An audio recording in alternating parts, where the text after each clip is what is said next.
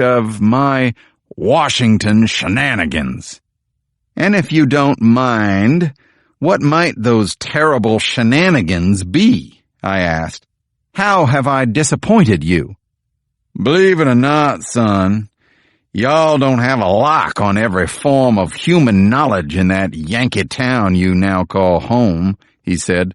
The news does travel down to Mississippi, eventually, and everybody I know says you're the most progressive young lawyer in Washington. I had never heard that word pronounced with a more audible sneer. I didn't answer.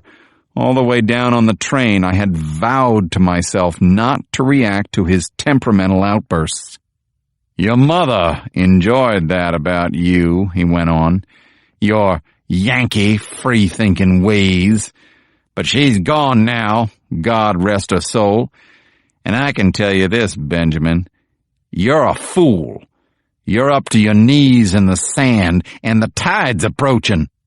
You can keep trying to shovel as hard as you can, but that will not stop the tide from coming in. Thank you for your colorful metaphor, I said. Then I went upstairs, packed my valise, and went back to Washington. After that, I heard from him only once a year, around Christmas, when a plain white envelope would arrive containing a $20 bill and the same handwritten note every year. Happy Christmas to yourself, Meg, and my granddaughters.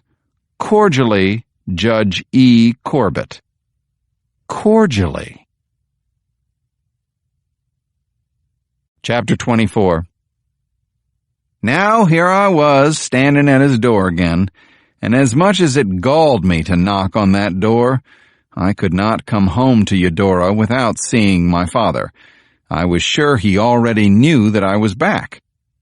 Dabney answered the door. He had been my father's houseman since before I was born. Good Lord, Mr. Ben, shoot, I never expected to open this door and find you on the other side of it.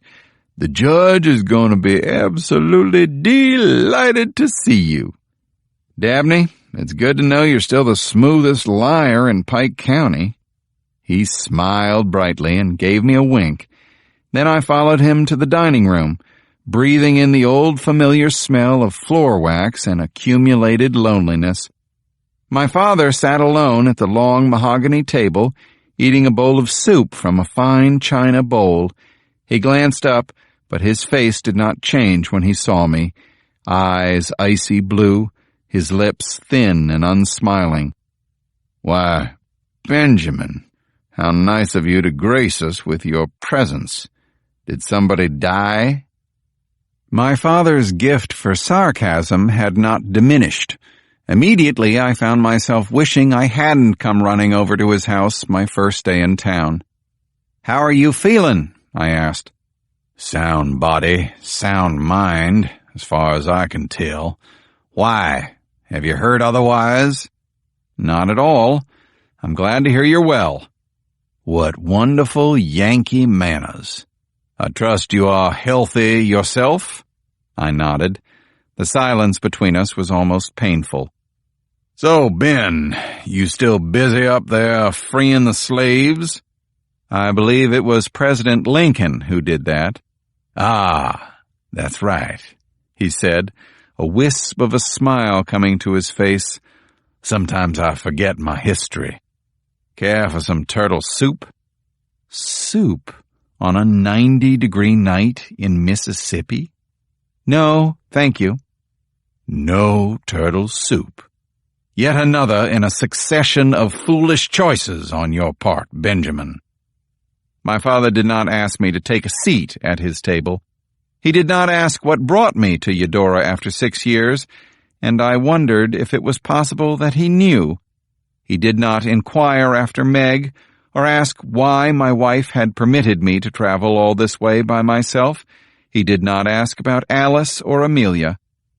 I thought of Mama, how much she would have loved having 2 little granddaughters in this house. It was always too quiet in here. I remembered one of her favorite expressions. The silence in here is so loud I can hear my own heart rattling around in my ribs." Judge Corbett looked me up and down. "Where's your baggage?" he asked. "I'm not staying here," I said. "I've taken a room down at Maybelle Wilson's. Actually, I'm here on business for the government. I have to check out some candidates for the federal courts." I could have sworn this news made him wince, but he recovered quickly enough. "Fine," he said. "Be about your business. Maybelle should suit you perfectly. Is there something else?" I saw no reason to prolong this agony. "Oh, no, nothing. It was pleasant to see you again." He waved for Dabney to ladle more soup into his bowl. He dabbed at his lips with a starched linen napkin. Then he deigned to speak. "We should arrange another visit sometime," my father said. "Perhaps in another 6 years. Chapter 25. "You need something for your belly, Mr. Corbett?" Maybelle called in a loud voice from the front parlor of her rooming house. I had found the slide-in cafe all closed up for the night, but still I declined Maybelle's invitation. "No, thank you, ma'am. I'm all taken care of." "Just as well. Ain't nothing in there but some old pone." Maybelle's had never been known for luxury. In fact, the only thing the place was ever known for was a string of slightly disreputable boarders through the years. Now I supposed I was one of them. The original Maybelle had died years ago, about the time the house was last given a fresh coat of paint. But Eudora tradition dictated that any woman who ran the place was referred to as Maybelle. Occasionally, a shoe salesman or cotton broker spent a night or two at Maybelle's. Once or twice a year, my father commandeered the place to sequester jurors during a trial, and there were inevitably rumors about women of uncertain morality using the rooms for business. A monk would have felt at home in my room. A narrow iron bed, a small oaken desk with a perilous wobble, and an equally wobbly cane-backed chair.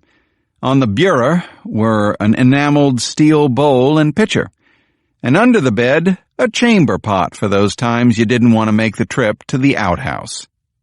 In the corner of the room was one small window, which somehow managed to admit all the hot air from outside during the day and to hold it inside all night. I stripped down to my Roxford skivvies and positioned the chair directly in front of that window. I suspected there was no breeze to be had in town that night. Luckily, my room was provided with the latest advance in cooling technology, a squared-off cardboard fan with the inscription, "Hargitay's Mortuary Parlor, the Light of Memphis." A lonely man sitting with his bare feet propped up on a windowsill, waving a funeral fan at his face. Welcome home, Ben. Chapter 26. It was too damn hot for sleeping. I might as well do some detective work in my room. I had put aside 2 newspapers from the collection of lynching reviews I'd brought from Memphis. Now was as good a time as any for reading. These particular articles were of special interest. From the pages of the Jackson Courier, they told the stories of lynchings that had taken place right here in Eudora and within the past 3 years. I unfolded the first paper. Word of an horrific death by strangulation reached our office this morning. By the time this reporter visited the alleged scene, no trace of said hanging was evident, save for a bloodied rope tossed aside in a pile of swamp grass. The unanswered questions were obvious. Who told this reporter that the death was horrific? Why was he so careful to use the word alleged? I picked up the other newspaper. We learned of the death by lynching of Norbert Washington today. A witness at the lynching site in that area of Eudora called the Quarters said that Washington, a tobacco tanner at a plantation in nearby Chattawa, had been heard making rude and suggestive comments to a white lady in the Chattawa Free Library. Upon investigation, it was discovered that the town of Chattawa did not have a library, free or otherwise. That information notwithstanding, the eyewitness stated, "The hanging was most exciting, gruesome, and I must add, satisfying in its vengefulness for the nigger man's impertinence." I was glad that I kept reading, even though I wanted to look away. The final sentences were, for me, the most startling. When interviewed, Chief of Police Phineas Eversman said that he was unaware of any lynching that previous evening in Eudora. A visitor in Chief Eversman's office, the respected Eudora Justice Everett Corbett, agreed. "I, too, know nothing about a lynching in Eudora," Judge Corbett said. I let the newspapers fall to the floor. No wonder Roosevelt needed someone to sort out this tangle of contradictions, half-truths, and outright lies. Loneliness also gives a man time for thinking. It broke my heart to be so far away from my family and to have left on this trip without a single kind word between Meg and me. From my valise, I drew a small pewter picture frame, hinged in the middle. I opened the frame and stared at the joined photographs. On the left was Meg, her smile so warm, so bright and unforced that I found myself smiling back at her. On the right were Alice and Amelia, posed on the sofa in our parlor. Both of them wore stiff expressions, but I knew the girls were seconds away from exploding into laughter. I studied the images for a few minutes, thinking only good thoughts. I wished there were some way I could blink my eyes and bring the pictures to life so that all three of them could be here with me. Chapter 27. Early the next morning I discovered that the current Maybelle, a pleasant and blustery woman, was not much of a cook. I sat at the dining room table, poking at breakfast, a biscuit as tough as old harness leather, grits that were more lumps than grits, and a piece of salt pork that was 100% gristle. "Miss Maybelle, who belongs to that bicycle I saw leaning against the shed out back?" I finally asked. "I need to see a few people around town." "I keep that for the boy runs errands for me after school," she said. "You're welcome to borrow it, if you like." 5 minutes later, I was rolling up my pant legs to protect them from bicycle chain grease. 2 minutes after that, I was sailing down Commerce Street. I felt like a 9-year-old boy again, keeping my balance with my knees while extending my arms sideways in a respectable display of balancing skills.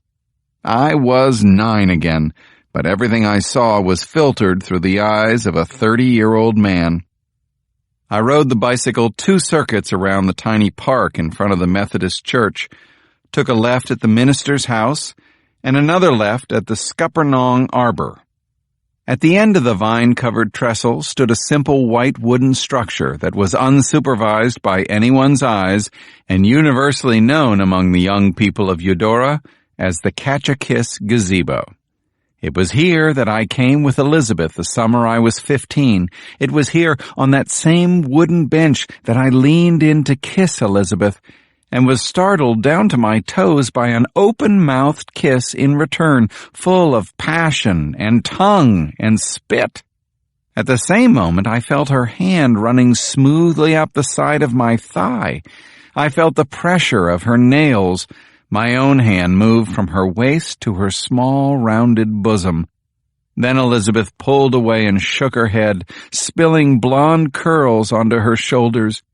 "Oh, Ben, I want to kiss you and more. I want to do everything, Ben, but I can't. You know we can't." I had never heard a girl talk like that. Most boys my age were hopeless when it came to discussing such matters. At least in Eudora they were. There were tears in Elizabeth's eyes. "It's all right," I said, but then I grinned. "But we could kiss some more. No harm in that." So Elizabeth and I kissed, and sometimes we touched each other, but it never went any farther than that, and eventually I went